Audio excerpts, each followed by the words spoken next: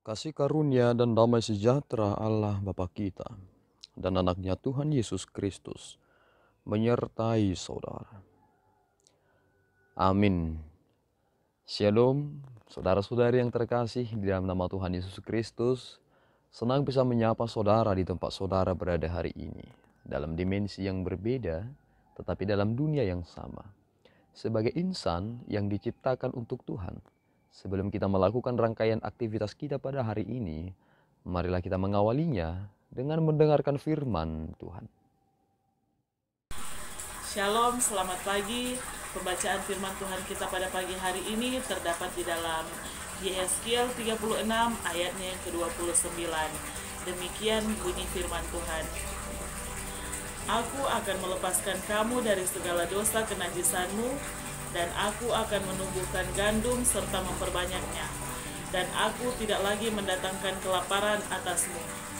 Demikian pembacaan firman Tuhan kita pagi hari ini. Terima kasih, shalom. Saudara-saudari yang terkasih di dalam nama Tuhan Yesus Kristus, judul perikop kita hari ini adalah pembaharuan Israel.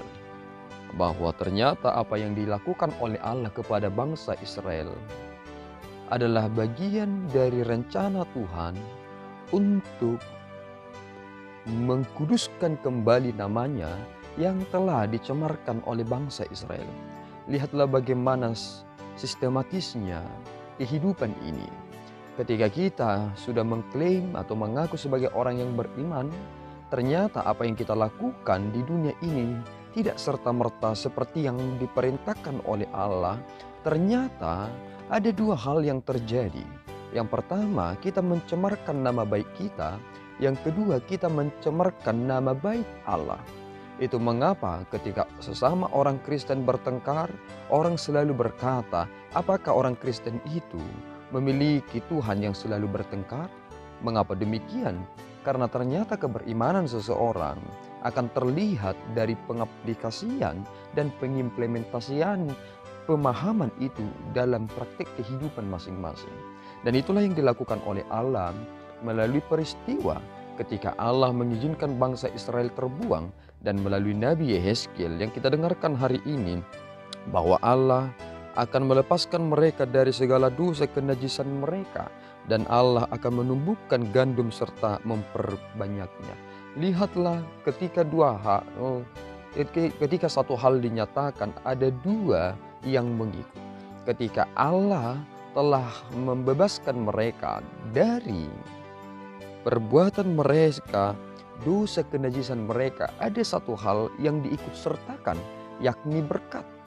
Tentu kita akan menyadari satu hal, kebanyakan orang terlebih tentang pengertian-pengertian yang terlalu hurufiah akan menekankan tentang teologi berkat atau teologi sukses di balik itu. Seolah-olah kedekatan seseorang atau keberimanan seseorang serta merta akan mendapatkan gandum yang berkelimpahan. Tetapi ternyata ketika kita mengerti satu hal, ketika Allah menyatakan tersebut kepada bangsa Israel, ada satu hal yang kita harus mengerti, bahwa pertama, manusia tidak akan dapat melakukan apapun untuk keluar dari siklus, yakni yang disebut dengan lingkaran setan itu, untuk keluar dan mencari keselamatannya sendiri. Jika bukan karena campur tangan Tuhan, maka hal tersebut akan mustahil dan tidak akan mungkin bisa terjadi. Dan kemudian bagaimana cara Allah memulihkan kehidupan sosial mereka, kehidupan ekonomi mereka. Ternyata ini akan menjadikan sesuatu hal yang dapat kita pahami. Mindset seseorang kerap sekali akan mempengaruhi tindakan mereka. Dan mengapa banyak sekali orang yang bisa puas dengan kemiskinan mereka? Karena ternyata ada mindset yang mereka telah tanamkan dalam pikiran mereka, bahwa kekayaan, kemewahan, bahkan status bukan lagi yang terpenting bagi mereka.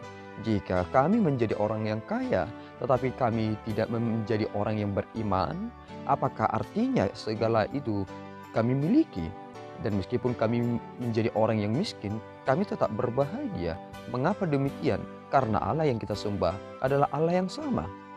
Baik kamu kaya maupun saya miskin, tetapi Allah yang saya sembah adalah Allah yang sejati. Dan cara Tuhan yang dinyatakan lewat Kristus adalah bagian rencana kekekalan yang dinyatakan oleh Allah. Bagaimana manusia itu tidak mampu menguduskan nama Allah, sehingga Allah menyatakan itu sendiri lewat pribadi Yesus Kristus. Bagaimana cara kita untuk menguduskan nama Tuhan yang kita sembah itu? Allah itu adalah Esa, dan Yesus Kristus menyatakan demikian. Tetapi kita mengerti satu hal, dalam Yohanes dikatakan, sebagaimana engkau dan aku adalah satu, maka hendaklah mereka menjadi satu. Itulah yang diminta dari kita saat ini. Sebagaimana Allah dalam pernyataan Yesus Kristus berkata, hendaklah kita menjadi satu, sama seperti Bapa dan Anak adalah satu. Kita juga akan menjadi orang dalam status kita, kebersamaan kita yang satu, sebagai orang yang beriman, yang akan memuliakan nama Tuhan. Maka saudaraku, jangan cemarkan nama Tuhanmu, dan muliakan Dia lewat tindakan nyata saudara. Amin, kita berdoa. Ya Allah Tuhan kami bersyukur atas berkat-Mu. Terima kasih Bapa atas firman yang kami dengarkan pada pagi ini. Terpuji Engkau Bapa, dan kiranya Engkau memelihara hidup kami, sehingga kami senantiasa memuliakan nama-Mu yang agung itu. Terpuji nama-Mu Bapa.